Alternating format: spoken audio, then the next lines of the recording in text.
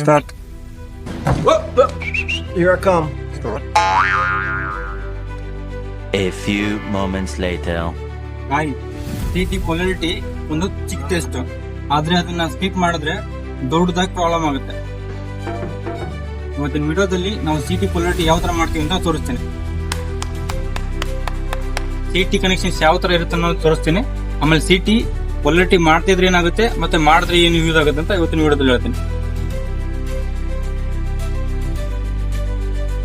ಈಗ ನೀವು ನೋಡ್ಕೋಬಹುದು ನಮ್ದು ಟಿ ಸೆಕೆಂಡರಿ ವೈರಿಂಗ್ ನಾವೇನ್ ಮಾಡಿದ್ವಿ ಅಂದ್ರೆ ವಿತ್ ಸೆಕೆಂಡರಿ ಪ್ಯಾನಲ್ ವರೆಗೂ ಏನು ವೈರಿಂಗ್ ಕನೆಕ್ಟ್ ಆಗಿದೆಯಲ್ಲ ಅದನ್ನೆಲ್ಲ ಥ್ರೂ ಮಾಡಿಬಿಟ್ಟು ಇಲ್ಲಿ ನಮ್ದು ಒಳಗಡೆ ಹೋಗಿರೋ ವೈರ್ ಓಪನ್ ಮಾಡಿಟ್ಟಿದ್ವಿ.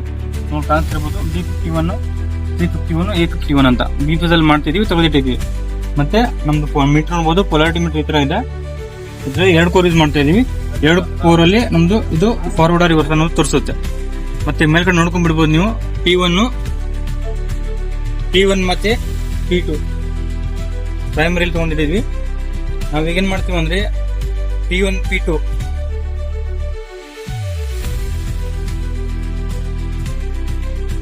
ಇವಾಗ ನಾವೇನ್ ಮಾಡ್ತೀವಿ ಅಂದ್ರೆ P1 P2 PT ಪೊಲಾರಿಟಿ ಮಾಡೋದು ರೀಸನ್ ಏನಂತ ಹೇಳಿದ್ರೆ, ಪ್ರೈಮರಿಲಿ ಏನ್ ಕರೆಂಟ್ ಕೊಡ್ತೀವಲ್ಲ ಸೆಕೆಂಡರಿಲಿ ಅದೇ ಕೋರಲ್ಲಿ ಅದೇ ಬರ್ತಾ ಇದೆಯಲ್ಲ ಅಂತ ಸಪ್ಲೈ ಚೆಕ್ ಮಾಡ್ಲಿಕ್ಕೆ ಈ ಚೆಕ್ ಮಾಡ್ತೀವಿ. ಮತ್ತೆ ಸೆಕೆಂಡರಿ ಟರ್ಮಿನಲ್ ಹೋಗ್ತಿದೆ ಅಲ್ಲಿಂದ ಇಲ್ಲಿವರೆಗೂ ಬಂದಿರೋ ವೈರು ಮತ್ತೆ ಇಲ್ಲಿಂದ ಸೀನರ್ ಪ್ಯಾನಲ್ ಒಳಗಡೆ ಹೋಗಿರೋ ವೈರು ಎಲ್ಲ ಒಂದೇ ಡೈರೆಕ್ಷನ್ ಅಲ್ಲಿ ಇದೆಯಾ ಇಲ್ವಾ ಅಂತ ಈ ಟೆಸ್ಟ್ ಚೆಕ್ ಮಾಡ್ತೀವಿ. ಇವಾಗ ಈ ಟೆಸ್ಟ್ ಮಾಡಿದ್ರೆ ನಮ್ ಡೈರೆಕ್ಷನ್ ಫಾರ್ವರ್ಡ್ ಇದ್ರೆ ಓಕೆ, ರಿವರ್ಸ್ ಇದ್ರೆ ಏನಾಗುತ್ತೆ, ರಿವರ್ಸ್ ಇದ್ರೆ ನಮ್ದು ಪ್ರೊಡಕ್ಷನ್ ರಿಲೇ ಇರುತ್ತಲ್ಲ, ಡಿಫರೆನ್ಷಿಯಲ್ ಡಿಸ್ಟೆನ್ಸ್ ಮತ್ತೆ RF ಅಲ್ಲಿ ಅದು ಉಲ್ಟಾ ಆದ್ರೆ ಏನಾಗುತ್ತೆ ಅಂದ್ರೆ ಗೊತ್ತಾಗಲ್ಲ, ಅನ್ಬ್ಯಾಲೆನ್ಸ್ ಆಗ್ಬಿಟ್ಟು ಇವಾಗ ನಾವೇನಾದ್ರೂ ಸ್ವಲ್ಪ ಕರೆಂಟ್ ಕೊಟ್ರೆ ಅದು ಆಟೋಮೆಟಿಕ್ ಪಿಕಪ್ ಆಗ್ಬಿಟ್ಟು ಟ್ರಿಪ್ ಆಗುತ್ತೆ, ಅಂದ್ರೆ ರಾಂಗ್ ಕಮಾಂಡ್ ಕೊಡುತ್ತೆ. ನಮ್ ಡೈರೆಕ್ಷನ್ ಏನಾದ್ರು ಚೇಂಜ್ ಆದ್ರೆ ಅದು ರಿಲೇ ರಾಂಗ್ ಕಮಾಂಡ್ ಕೊಟ್ಬಿಟ್ಟು ಆಟೋಮೆಟಿಕ್ ಟ್ರಿಪ್ ಆಗೋ ಚಾನ್ಸ್ ಜಾಸ್ತಿ ಆಗುತ್ತೆ. ಅದಕ್ಕೆ ಅದು ನಾವು ಅವಾಯ್ಡ್ ಮಾಡ್ಲಿಕ್ಕೆ ಪೊಲಾರಿಟಿ ಟೆಸ್ಟ್ ಮಾಡ್ತೀವಿ. ಇವಾಗ ನಾವು ನೋಡ್ಬೋದು, ನೀವು P1 P2 ಕೊಟ್ಟಿರ್ತೀವಿ, ನಮ್ದು P1 ಫಾರ್ವರ್ಡ್ ಅಲ್ಲಿ ಇರುತ್ತೆ ಮತ್ತೆ P2 ನೆಗೆಟಿವ್ ಇರುತ್ತೆ. ಅದೇ ತರ ನಮ್ಗೆ ಎಷ್ಟು ಸ್ಟಾರ್ ಮಾಡಿರ್ತೀವಿ ಅದೇ ಪ್ರಕಾರ ನಾವು P1 ಪಾಸಿಟಿವ್ ಕೊಟ್ರೆ ಈಗ S1 ಪಾಸಿಟಿವ್ ಕೊಡ್ತೀವಿ, ಎಷ್ಟು ನೆಗೆಟಿವ್ ಕೊಡ್ತೀವಿ. ಈಗ ಒಂದ್ಸತಿ ತೋರಿಸ್ತೀನಿ ಯಾವ ತರ ಮಾಡ್ತೀವಿ ಅಂತ. ನೀವು ನೋಡ್ಕೋಬಹುದು, ಇದು ನಮ್ದು 1.5 ವೋಲ್ಟ್ ಬ್ಯಾಟ್ರಿ ಇದೆ. P1 ಫಾರ್ವರ್ಡ್ ಪಾಸಿಟಿವ್ ಕೊಡ್ತೀವಿ. ಆ ಕಡೆ ನೋಡ್ಕೊಂಡು P1 ಇದೆ, ಇರೋದು P1.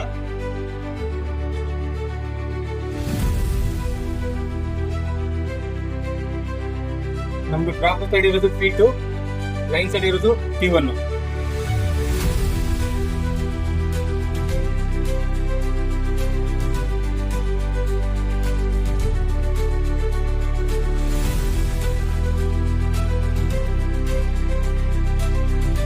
ಇವಾಗ ನೋಡ್ತೀವಿ, ಇವಾಗ ನಾವು ಕಲ್ತ್ ಕೊಡ್ತೀವಿ ಫಾರ್ವರ್ಡ್ ಇದೆಯಾ ರಿವರ್ಸ್ ಇದೆಯಾ ಅಂತ ಗೊತ್ತಾಗುತ್ತೆ. ಕನೆಕ್ಷನ್ ಮಾಡಿ ನೋಡ್ಬೋದು, S1 ಪಾಸಿಟಿವ್ ಕೊಟ್ಟಿದ್ದೀನಿ, S2 ನೆಗೆಟಿವ್ ಕೊಟ್ಟಿದ್ದೀನಿ. ಇದೇ ತರ S1 ಪಾಸಿಟಿವ್, S2 ನೆಗೆಟಿವ್. ಈಗ 2 ಕೋರ್ ನೋಡ್ತಾ ಇದ್ದೀನಿ. ಇಲ್ಲಿ ನೋಡ್ಬೋದು ಪಲ್ಸ್ ಕೊಡ್ತೀವಿ, ಈ ನೀಡಲ್ ಮೂವ್ ಆಗುತ್ತೆ.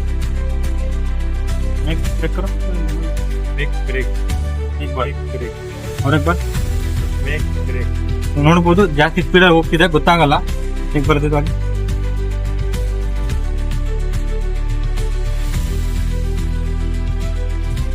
ನೋಡ್ಕೋಬಹುದು ಮೇಕ್ ಬ್ರೇಕ್